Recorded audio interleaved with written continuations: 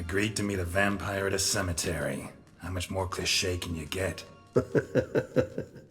Nothing comes readily to mind. Could have left the door unlatched. What of my privacy? I value it rather deeply. Unmolested, especially by unwanted guests, that's my preferred state.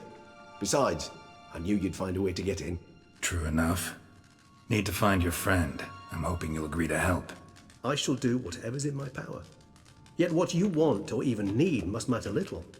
What matters is what Dettlaff wants. If he does not wish to be found, you will not find him. Ever. End of story. Come on. Gotta be some way.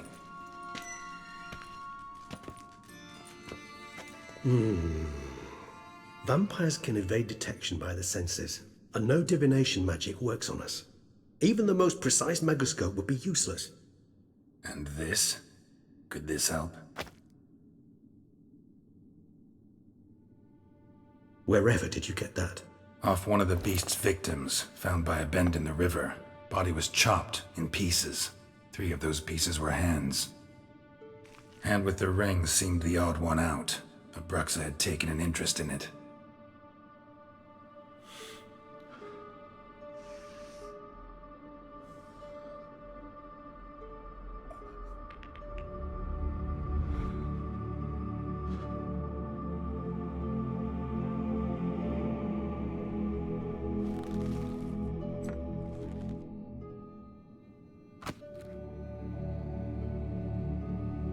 It's Dettlaff's hand, without a doubt. It will do splendidly.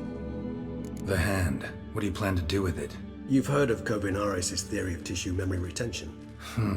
Rings a distant bell. Read about it in Alchemia Oblitera. There's a copy at Kaer Morhen, tattered, nearly disintegrated. But if memory serves, Kovinaris never managed to prove it worked. He did prove it, just never managed to publish his findings. He and I corresponded, you see, after we became friends. Thus, I know he completed his research and performed the first tests. It's complicated, so without delving into details, it is possible to use any piece of tissue to reconstruct what a whole body experienced. How's it work? We need any special equipment? We must brew a decoction which Kovinaris gave a rather poetic name, resonance. Once imbibed, it sends one into a trance similar to that induced by narcotics.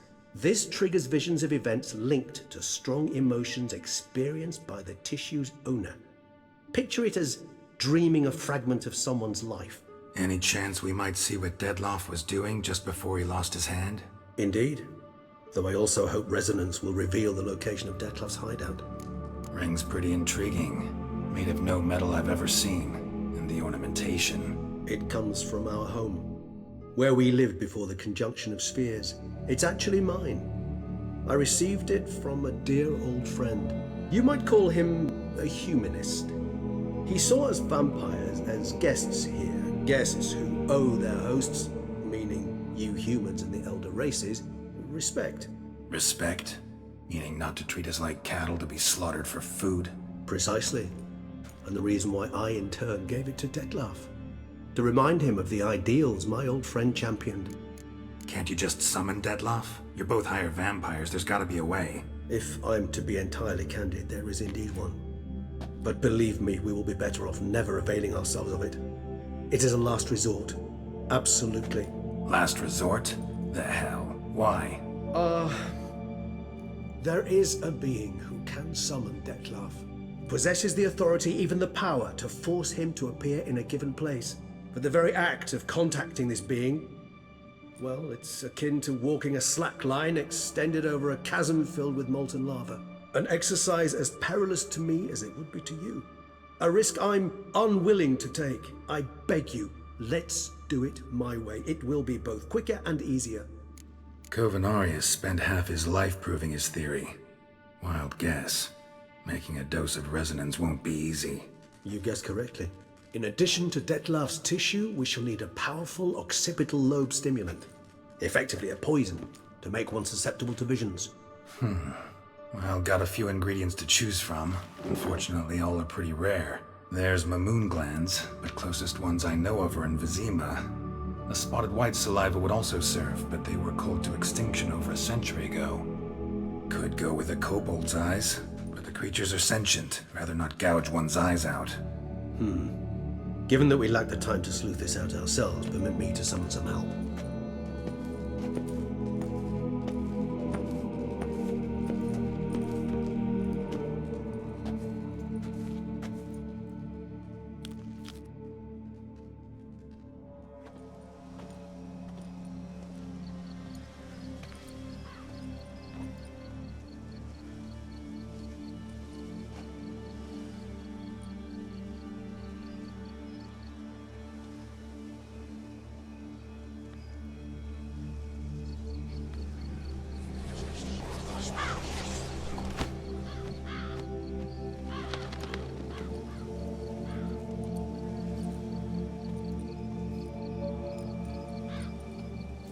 What was that? A raven? Rather a common sight at this latitude. Very intelligent fowl. I asked him to look for the creatures you mentioned, him and his brethren. Perhaps they'll find one in the area, and I would hazard that a flock of ravens will spy any said creature faster than a solitary witcher would, with all due respect to your skills, my friend. It will take them some time, nonetheless, so perhaps you'd care for a snifter of mandrake. Rarely say no to a snifter. Sadly, this is but a weak infusion rather than a proper distillate. Even better. I remember your mandrake hooch. Made people say things they'd have rather kept to themselves.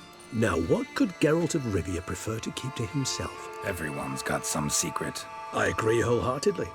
I also believe it wise at times to share one's secrets, unburden oneself to those one can trust. This your sophisticated way of asking me if I trust you? I prefer almost always to ask you directly. It seems a test of intelligence, one you just passed. Maybe you should go first. Reveal one of your secrets. After all, you vampires lead very interesting lives. Anything in particular interest you? Got a new life, new body. That give you a new start? Blank slate? Starting all anew is a very broad concept. What exactly do you mean? Your blood addiction, say.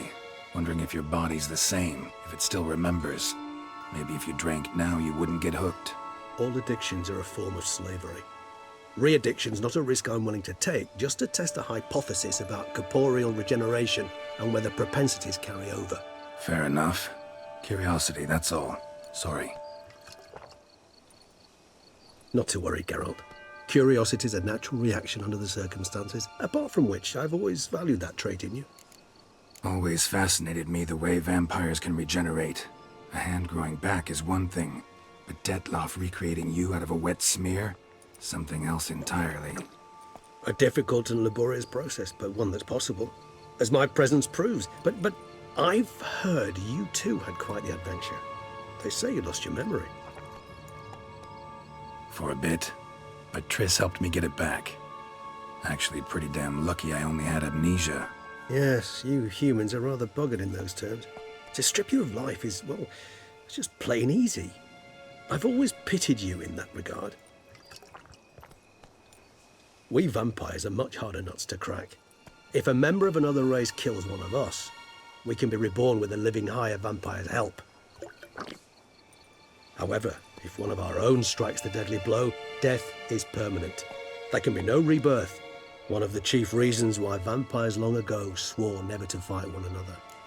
Gotta ask you the big question, one everyone wonders about. What happens after death? You wish me to tell you if the human belief in the gods is well founded? Well, that I do not know. We vampires differ exceedingly from you humans. Our matter, that of which we are composed, can exist without form. We require neither a heart, nor a brain, nor air to breathe. But were you dead? As humans understand death, yes. Feel anything? Understand anything? It's rather hard to explain. I felt something very unsettling. Something I cannot even name, for I did no reasoning. Only after rebirth did I begin to understand that what I had felt was cold and unimaginable fear. If not for Detlaff, I might have drowned in an eternity of icy terror. Can't have been alive then. Sheesh, experience like that must be vicious. Indeed, it's hard to compare to anything I know. Yet you are aware we don't see death as you do. The way you cling to life, we find it entirely peculiar. You are mortals, ergo it's a foregone conclusion. You will die. It's but a question of time. Thus, I often find myself wondering why you try so very hard. To die at 20 years, 40, even 100, what's the difference? They're all but the blink of an eye. Depends on your point of view. Man who's got 1,000,000 crowns to spend can't possibly understand one who's only got 20. Very true. One's outlook can indeed change much. Curious what you did after you were reborn. As I'm sure you can surmise, at first I was thoroughly absorbed with recovering. As it is, I've still not recovered completely. Yet I was so weak the first year that I could not stand nor move on my own. Detlef bore my weakness bravely, showed great patience. If not for him, I wouldn't be here, and I'd have regenerated far slower. Once I could at last stand unassisted, I set off for Bruges, for my one-time home of Dillingen. There I led the peaceful life of a rural healer and surgeon, enjoying my neighbours' respect and, in fact, constituting the exact opposite of the monstrous vampire the populace imagines. Bruges, you say? Rebirth make you sentimental? Perhaps a dash. But what of you? Where have you been? Ever find your Cyrilla? Back then, yeah. But we parted again soon after. And when the time was ripe, she came back. Defeated the Wild Hunt together. Ooh. Seems I certainly missed quite a bit while I was absent. True enough. But it's a conversation we'll have another time. All right, give you one question. What do you want to know? One question to ask one as fascinating as you, Geralt. Cruel parsimony, I'd say. But I shall do my best to make it count. If you were to die and be reborn as I was, in your new life, would you choose to be a Witcher?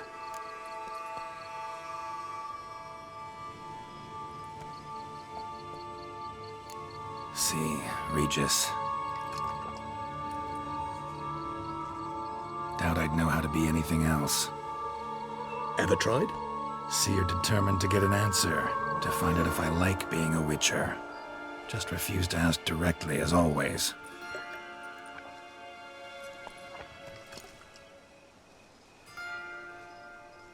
I like being on the path. I like picking up a lead, a trail. I like the tension right before a fight. And nothing gets my adrenaline flowing like battling a beast. Even gotten used to people treating me like a freak, an outcast. Yeah, not something I think about much, but I like being a Witcher. Thank you for being honest. Honesty is an attribute of the truly brave, and thus a privilege of the very few. Still no sign of your winged friend. Sure it understood what you wanted? Dead certain. Let's wait a bit longer. It'll return soon, don't doubt that for a moment.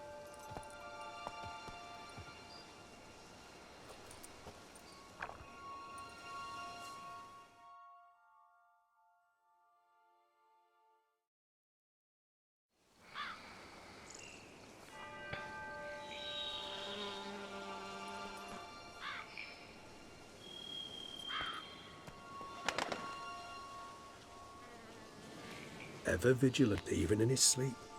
Quite vampire-like, in fact. Are you absolutely certain they don't administer a few of our genes during the trial of the grasses? Appreciate the compliment. Got something for me? You were right. No kobolds or mamoons for miles around. Knew it. Allow me to finish. You see, there's this spotted white. It haunts an abandoned residence in the Caraberta woods. Impossible. My brethren hunted down every last spotted white before I was born. Then it seems you must revise your knowledge of spotted whites. For somehow this one managed to survive your brethren's onslaught. It seems I know this home it haunts. Recall a tale about it. Locals believe the place cursed. Perhaps that's how the whites survived, entirely unmolested. Whites rarely appear in the woods, even less likely to find them in abandoned human homes. They inhabit remote wildernesses, old abandoned cemeteries. What's your point? This might not be a spotted white after all. Your little helper might have made a mistake. I sincerely doubt it. Ravens are devilishly intelligent creatures, and they've highly developed observational skills. What exactly did they observe? The area around the estate, it's covered in spoons. Spoons? Spare me the skeptical smile. I'm but the bearer of this news. Or perhaps this spotted wight is a hoarder. Or the spoons are somehow related to the curse. Know anything else about this curse? I don't recall much in particular. Really don't attach much importance to such things. It was mentioned to me as an anecdote, no more. Come on, search your memory. Something, anything could be important.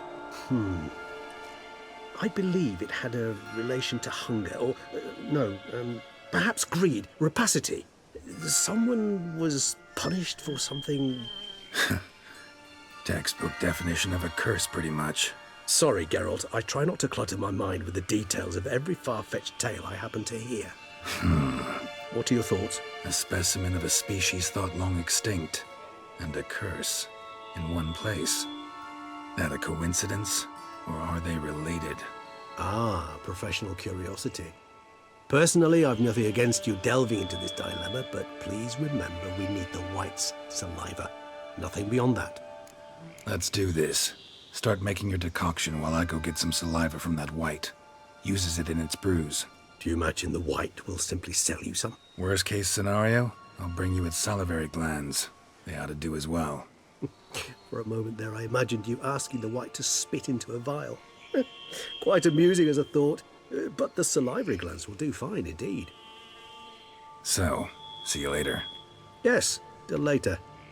I shall start by perusing some tomes. Tomes? Thought you were gonna make this decoction. We require one last ingredient.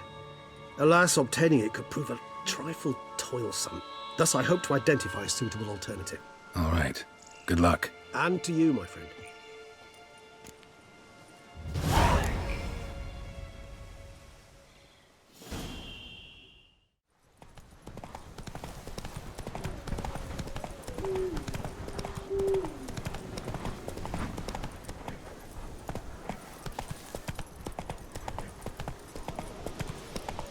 Bar guests.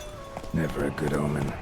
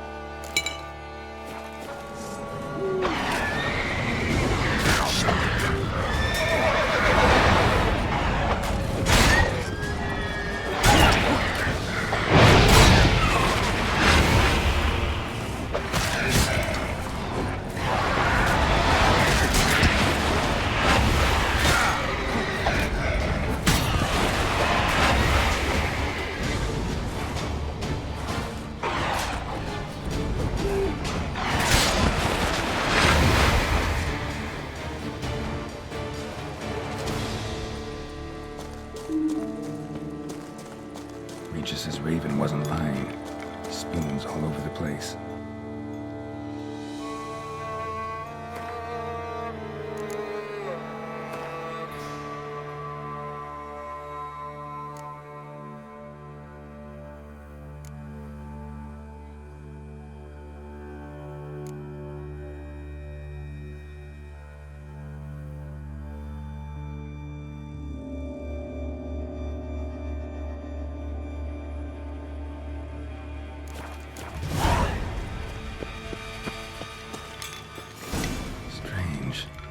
Sense that the spoons are beating out some kind of rhythm, a message, trying to tell me something.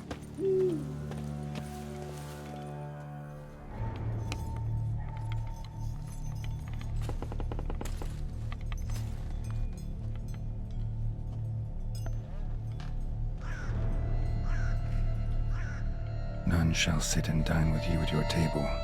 No spoon you have shall sate you. Never again shall you wish to spy your reflection in the mirror. Sounds like a curse, all right.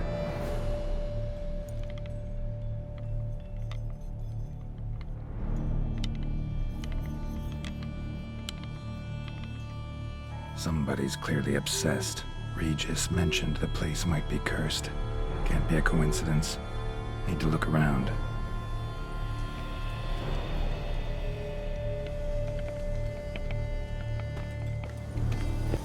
What a pigsty. Need to search it thoroughly. Find a way to collect some white saliva. White's obsessed. A real collector. Thoroughbred. Spoon. Pretty ordinary. Maybe a little old.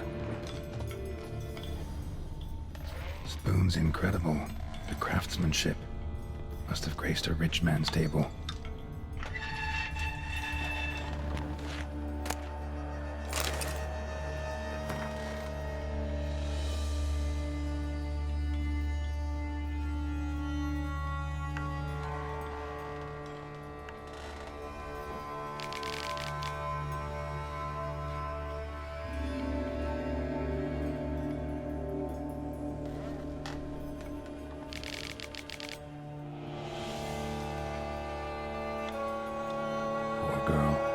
Realized she was changing into a monster. Recorded it in her diary. Poignant. Smashed mirror. As if someone couldn't stand to look at themselves. The monster. Journal's author, maybe?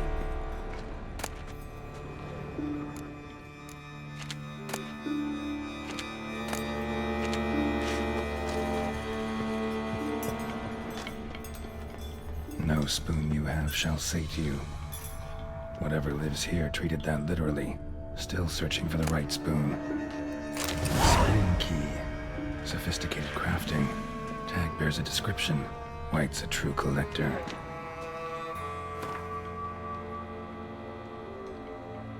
Another spoon. Yep, just as normal as the last one. Skeletons. Doubt they came here willingly. This have anything to do with the curse? None shall sit and dine with you at your table. It makes sense. Right arm bit right off. Teeth all knocked out. Somebody tried to force feed him. Broken neck. Indentation in the skull's lateral surface. Smacked in the head with something heavy. No claw or fang marks. Probably choked to death. Woman's name scratched into this wooden spoon. Romantic.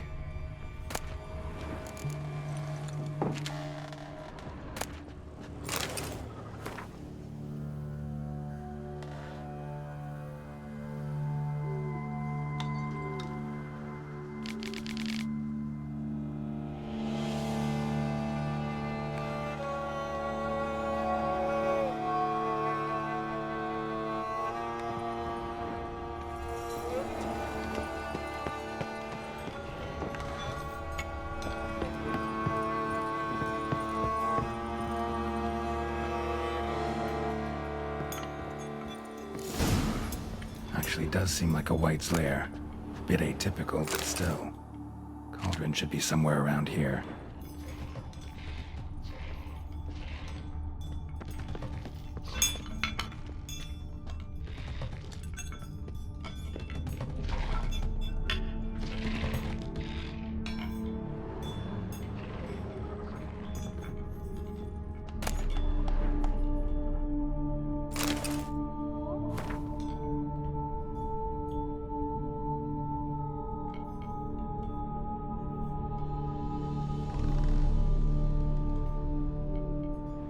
White's obsessed. A real collector. Thoroughbred.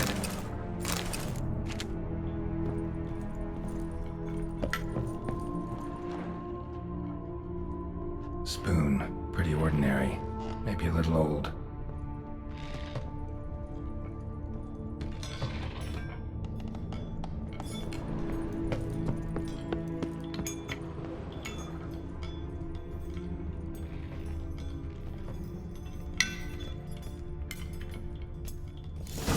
Looking for. White's not particularly tidy. Table's set. White, who lives here, is getting ready for some sort of feast. Cauldron's empty, unfortunately. Regis needs some brew. Afraid he won't get that. No choice but to hide and wait for the saliva glands and their bearer. Need a spot that'll let me observe the cauldron. White that lives here, definitely afflicted by a curse, and it's been trying desperately to lift it.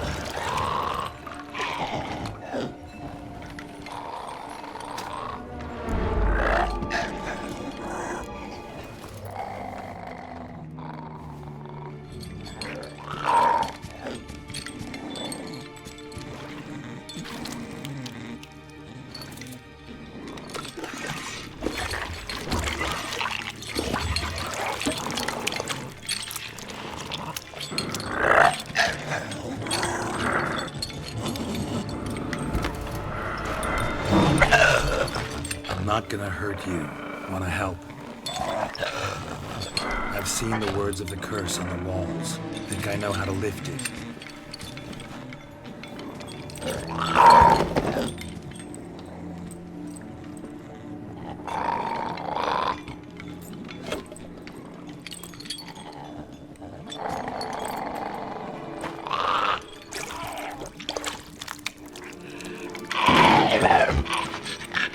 You tried to bring folk here, convince them to sit at the table with you, right? Well, I'm gonna be your guest now. Your willing guest.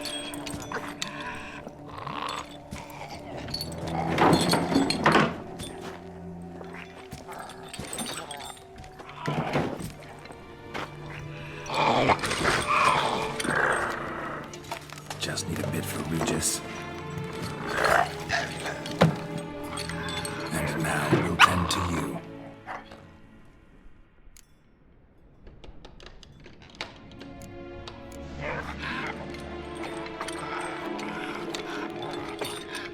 We can't use spoons.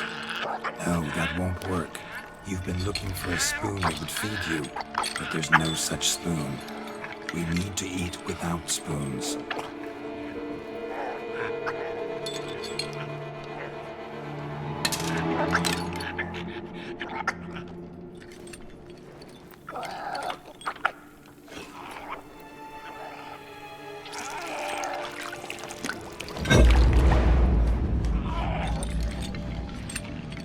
Open your eyes. You need to see your likeness.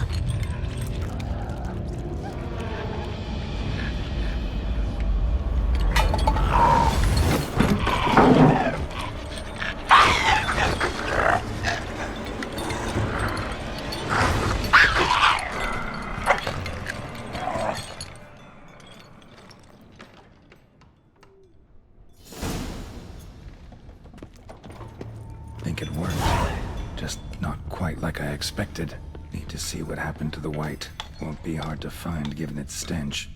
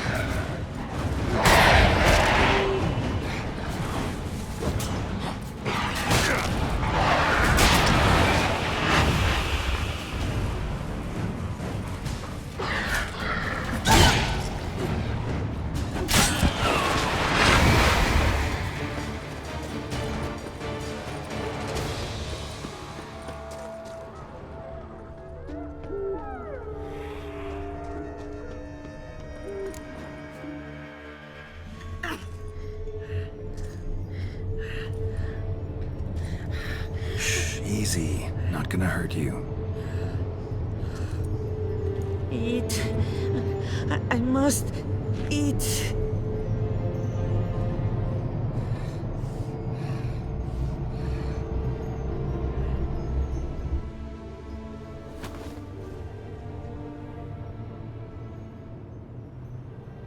I'll take you someplace safe.